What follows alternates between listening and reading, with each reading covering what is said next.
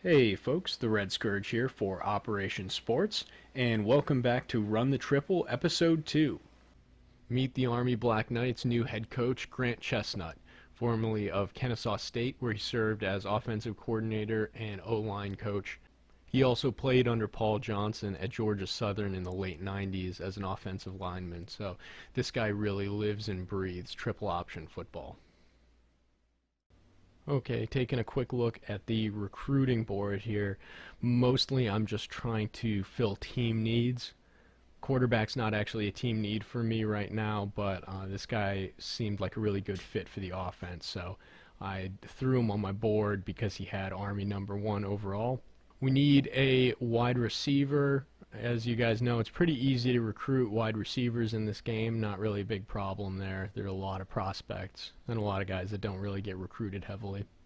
Tight end, I don't really use too much, although I have started using tight end a bit more in this offense just as mainly as a blocker.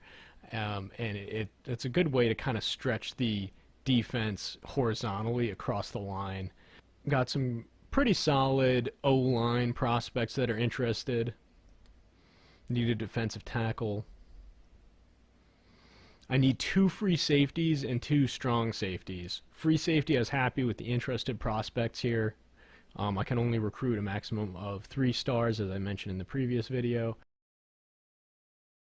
Now the trouble comes with strong safety. I'm running 4-2-5, but there's only one pretty good strong safety that's interested. The other guy is 61 overall. I think he'll be really more of a depth piece, and I'll recruit another one next year. And I also need a punter. The kicker is a little bit better as far as like leg strength, so I went after him. Kickers and punters in this game are pretty much interchangeable. And that's really all I had points for, was those positions right there. All right, folks, welcome into the game plan segment. Just as a quick note, the playbook I use for this is a custom playbook I've made for my triple option offenses. I used Georgia Tech as a base playbook because it had most of what I wanted in there, and then I just kind of added and subtracted where I felt it was necessary. As an offense against Boise State, our biggest concern is going to be this man right here, Curtis Weaver. He's a 93 overall. And he'll be lined up over my senior left tackle, Alex Herndon. So there's a talent disparity there. We're definitely going to try to run away from Weaver as much as we can. Okay, well, it makes sense to start off our game planning for our first opponent, Boise State, with the foundational, or at least one of the foundational plays in the way I run this offense, and that's the triple option play. One thing about running this against 4-2-5 that I've found, and one reason I scheduled a number of 4-2-5 opponents, is it can be tricky to run this play, especially against the way the CPU lines up. They line up in a lot of these sort of odd formations, these shifted 4-2-5 formations like underslide, which I'm going to pick here, and it can be really hard to get the play going to the outside. But I figured since this is week 1 and I'm always going to try to run triple option, we're going to start off with that one. I'll cover the basics of actually running this play very briefly for maybe anyone who's watching this that's never run the option and is interested in doing it. So when you bring up the play art, it'll have generally a defensive end or a outside linebacker to the play side with an R above his head, and that's your initial read man. So that's the option between the B-back, in this game called a fullback, but in the triple option offense called a B-back, and the quarterback. So it'll take some practice if you're new to this, but in this case, if the defensive end crashes down on the B-back when the play happens, you're going to keep it with the quarterback. But if the defensive end chops his feet and waits for the quarterback, you're going to want to hand it off to the B-back up the middle. So that's a bad example because I fumbled it on the pitch, but the initial read remains the same.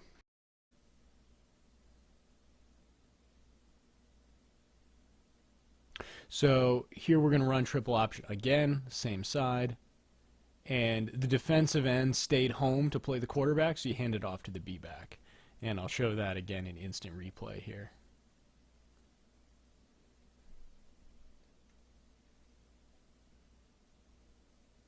So defensive end chops his feet. He's waiting for the quarterback. You hand that to the B-back.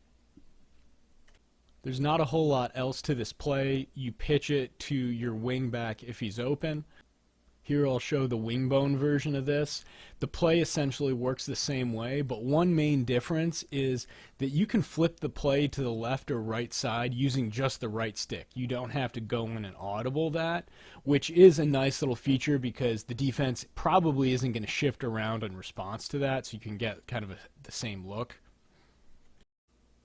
But we'll run it a time or two here just to show you what it looks like out of wing bone. All right, so I read the play properly on that and decided not to fumble the ball. It was a good play there. Not too much to say. The Z-back was open for the pitch. So now with the right stick, I flipped it to the right side.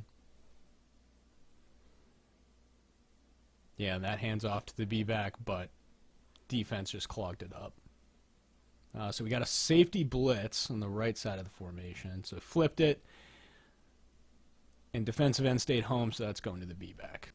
One thing to note about the triple option play in some of the wing bone formations is that it's not exactly programmed correctly.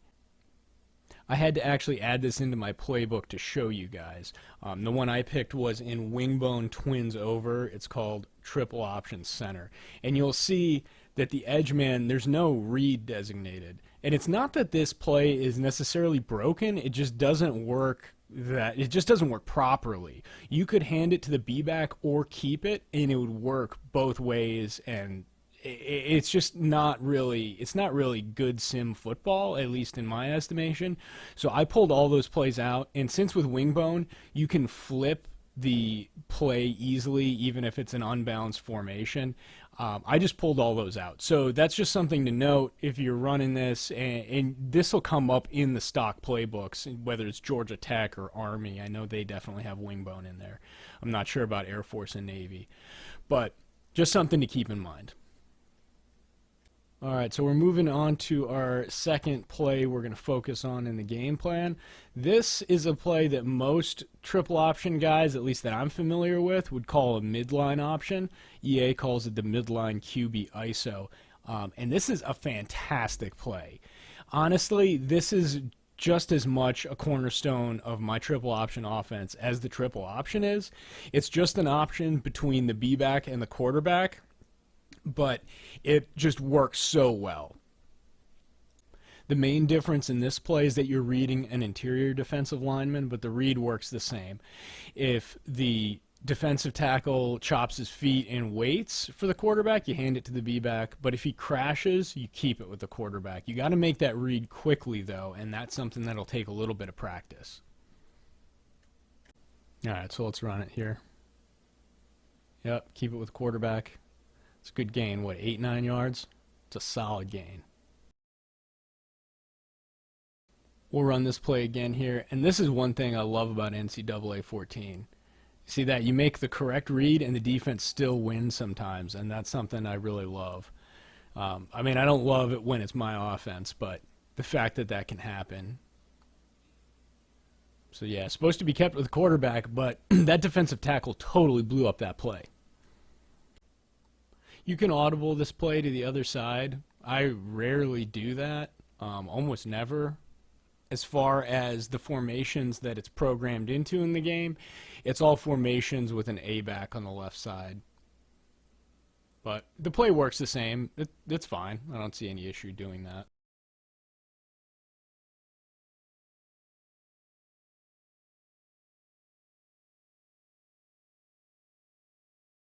So there really isn't anything else to cover in midline QB ISO or the midline option, so we're going to move on to our pass play. This particular play is in flexbone trio right, but you can find it in a couple of the other flexbone formations. This is probably my favorite passing concept of all time because it basically has an answer for just about everything as far as coverage goes, and that is smash. You'll find smash in just about any offense.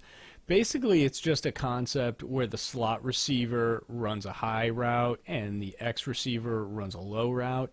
I've seen it a lot similar to this, where the Y slot receiver runs a corner post and your Z receiver runs a really short hitch. With this play in particular, I normally audible the B back into just block. I normally don't use that block and release route. I read this play super fast generally. I'll read it in 2 to 3 reads, and most of the time it's just 2 reads, and that's one thing I love so much about it.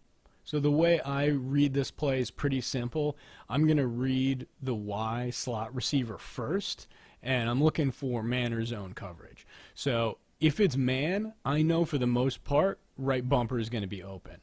Unless that corner is all over him, man coverage 90% of the time, your slot man's going to be open. Now, if you snap the ball and you see that it's zone coverage, generally you're going to be throwing to your Z receiver on that really short hitch. So let's run it here.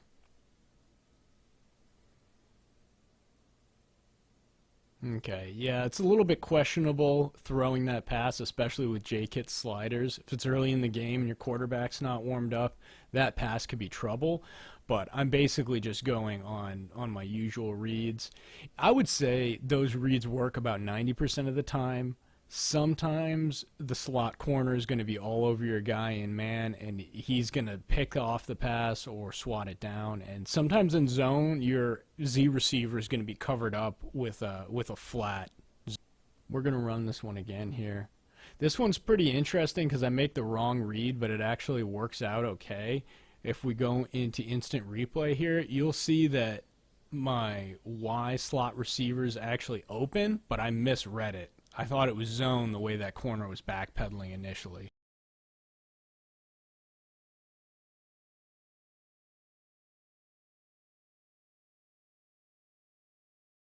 We'll run it again here. Man, and that's just great coverage.